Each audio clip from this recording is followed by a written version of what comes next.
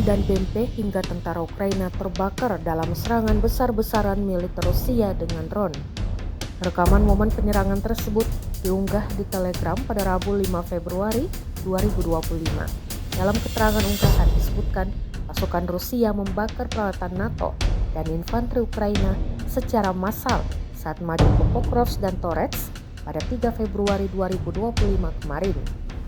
Tampak kendaraan tempur infanteri Bradley, pengangkut personel lapis baja, kendaraan lapis baja tempur, sarang senapan mesin, artileri, truk pick-up, posisi, ruang istirahat, kru UAV, dan infanteri Ukraina yang dihancurkan.